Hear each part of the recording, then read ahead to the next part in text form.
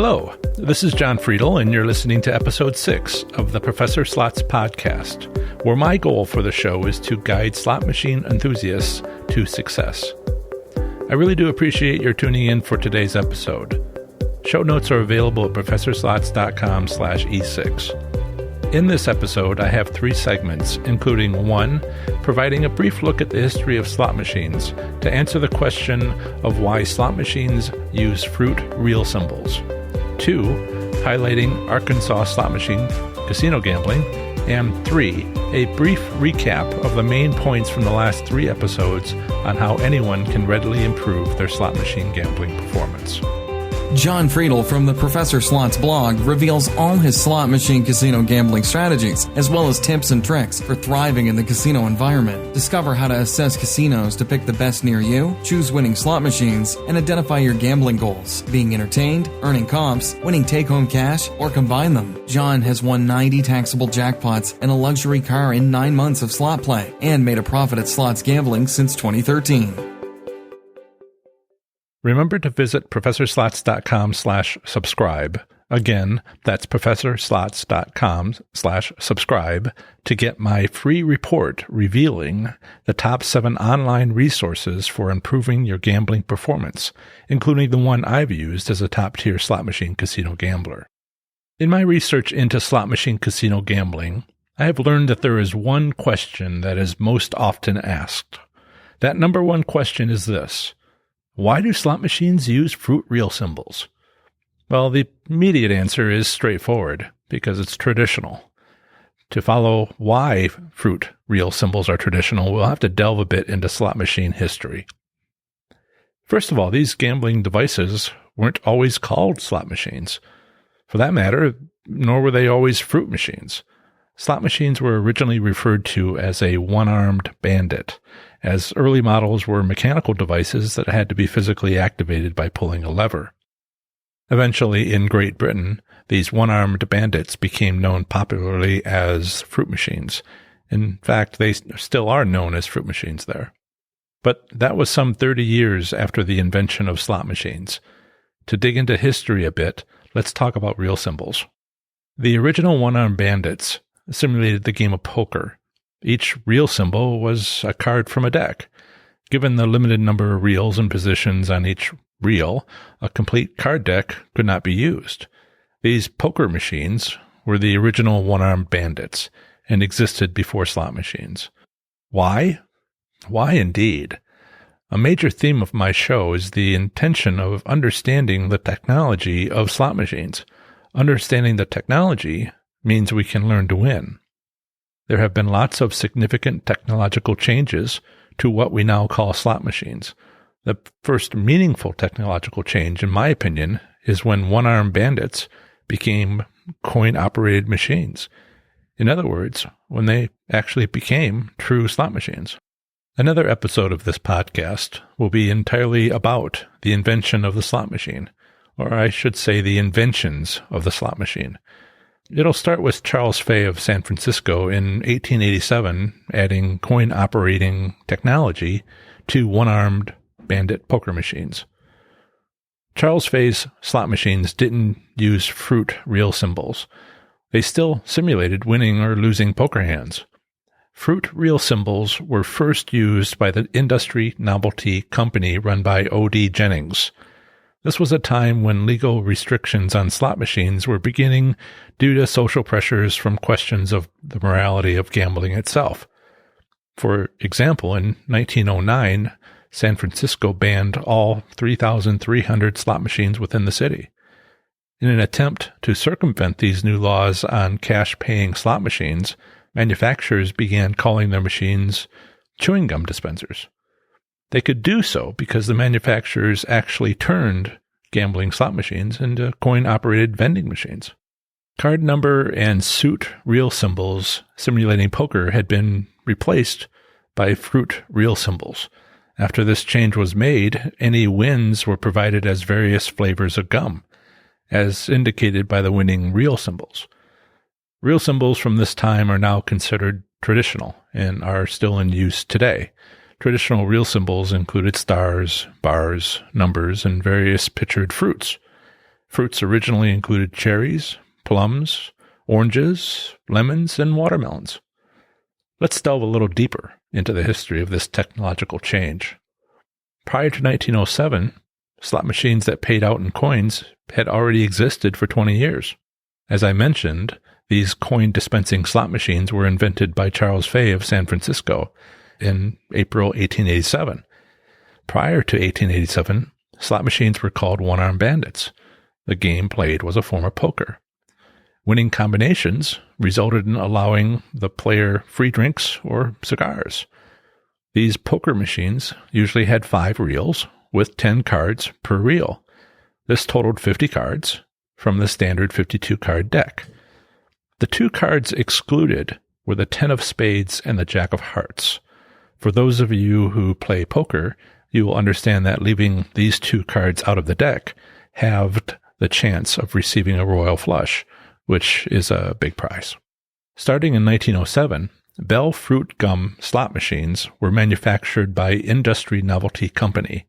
They were followed closely by the Mills Novelty Company in 1910. The reels on these slot machines included cherry, melon, orange, apple, and bar symbols, with non-cash payouts in the form of fruit-flavored gum, allowing machine owners to avoid prosecution under anti-gambling laws of that time. The cherry and bar symbols became traditional to slot machines and are still commonly used today. The bar symbol was a company logo of the original manufacturer of fruit-flavored gum dispensing slot machines. Before going on to the next segment of this episode, I wanted to mention the topics I'll be presenting during the next episode of this podcast. In that next episode, I'll discuss details of the various processes by which modern casinos pay out winning jackpots from their slot machines. I'll also be covering slot machine casino gambling in the great U.S. state of California. Show notes for this episode are available on my website at professorslots.com/E6, where you'll find subscribe buttons for Apple Podcasts, as well as a nifty link for Android users, plus much more. Follow me, John Friedel, on Twitter at Professor Slots. Again, show notes for this episode can be found on my website at professorslots.com/E6.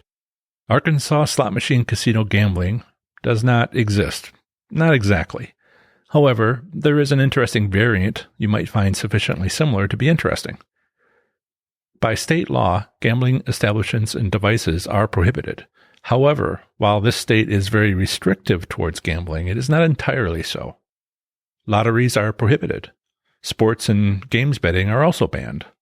With regards to card games, betting can result in small fines, not less than $10 and not more than $25. State laws allow for certain electronic games of skill if approved by local municipalities. These casino-style games are offered at 2 locations, along with horse and dog racing. At these 2 racinos, pari-mutuel wagering is allowed. The racinos are at Oaklawn Park in Hot Springs and Southland Park in West Memphis. Table games at these locations include poker, Let It Ride, and 3-card poker. The electronic games offered include video poker, video blackjack, and slot machines requiring skill. These skill slot machines provide 2 opportunities to spin the reels, where the player's skill is required when determining which and how many of the multiple reels are to be respun. For those of you listening that have played these slot machines, these electronic games of skill, these skill slot machines, would you please tweet for the rest of us what it was like to play these skill-based slots? Let's use hashtag ARSlots on Twitter, or if you don't happen to use Twitter, use the comment section of the show notes page for this episode located at professorslots.com/E6. I really would be interested in what it's like to play these games, and if you have a picture, let's see it. In Arkansas, the minimum age for gambling is 21 years of age for gambling via electronic games of skill, but it's 18 years of age for gambling via pari-mutuel wagering. Per state law, all electronic games of skill are required to provide at least a minimum return of 83%. From mid-2015 through mid-2016, the average gaming machine's return for both racinos combined was approximately 93%. Electronic gaming machines were permitted after the state legislature passed the Local Option Horse Racing and Greyhound Racing Electronic Games of Skill Act of 2005. For those interested in Arkansas's bingo and raffles gaming regulations, see this state's Charitable Bingo and Raffles Enabling Act of 2007. All slot machines are legal to privately own in Arkansas. Now, moving on to the Arkansas State Gaming Commission, the state authority for gaming resides within the Arkansas Department of Finance and Administration. Per the state website, the Electronic Games and Skills section is responsible for the overall compliance and regulatory processes involved with the expanded games of skill activity, including development of rules and standards for operation of expanded gaming, employment of personnel to conduct the compliance and regulatory duties, oversight as to the proper operation of gaming devices, audit review of established procedures for daily gaming operations, and review calculation of proper state privilege fee as established by law. Arkansas's 2 racinos have more than 2,651 skill slots and gaming machines. These 2 racinos are on opposite sides of the state from each other, and each has a rich 100-year-plus history. Oaklawn Park Racing and Gaming has a website at www.oaklawn.com. Its address is 2705 Central Avenue, Hot Springs, Arkansas. It has 1,150 gaming machines. Its focus is on horse racing. Its hours of operation are open until 3 a.m. nightly and 4 a.m. on weekends. It consists of 35,000 square feet. Southland Park Gaming and Racing has a website of www.southlandpark.com. Its address is 1550 North Ingram Boulevard, West Memphis, Arkansas. It has 1,501 gaming machines, 6 poker tables. Its focus is on dog racing, and it is open 24 hours a day. It has 41,000 square feet. In summary, for Arkansas slot machine casino gambling, casino establishments and devices are prohibited along with lotteries, as well as sports and games betting. However, some forms of gambling are permitted, including limited table games, electronic games of skill, and pari-mutuel wagering of dog and horse races. Table games include poker, let it ride, and 3-card poker. The electronic games offered include video poker, video blackjack, and slot machines requiring skill. The state's 2 racinos are located on opposite sides of the state. Oaklawn Park is in Hot Springs, while Southland Park is in West Memphis. And that is what I have for you as far as Arkansas slot machine casino gambling. Remember to visit ProfessorSlots.com/subscribe. Again, that's ProfessorSlots.com/subscribe to get my free report revealing the top 7 online resources for improving your gambling performance, including the one I've used as a top-tier slot machine casino gambler. In this final segment, I'll recap the last 3 episodes. I felt that it was important to recap the first segment of the last 3 episodes, specifically 1. Assessing casinos for success, 2. Choosing candidate slot machines, and 3. Identifying gambling goals. Next, I'll very briefly go over some of the key points presented in each of those segments. However, I encourage you to listen to the last 3 episodes if you have not already done so. These 3 topics truly are the easiest way to readily improve your overall baseline gambling performance. A good metaphor here is baking a cake. If you want to bake a great cake, you need to have the best possible ingredients. Otherwise, you're limiting yourself unnecessarily. Don't limit yourself by not knowing which casino near you is the best available and also which slot machines there are the best they have available. 1. Assessing casinos for success. Understand the different kinds of casinos, resorts, parlors, racinos, and more. Find out what slot machine venues are near you. Understand your state's gaming commission. It's your best source of honest information. Personal preferences only matter for those of you with an entertainment goal because you want venues that matter. Perform a scouting trip physical assessment when you'd normally gamble.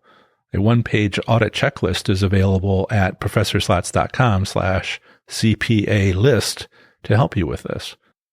Take notes shortly after the visit for comparison to the next casino. Use your online resources. Again, the State Gaming Commission can be your best online resource. What you are looking for online are payout percentages or state-required limits. 2. Choosing candidate slot machines. Each slot machine has a limited number of settings for the odds of winning. There are 2 odds of winning, if you win, and then how much you win.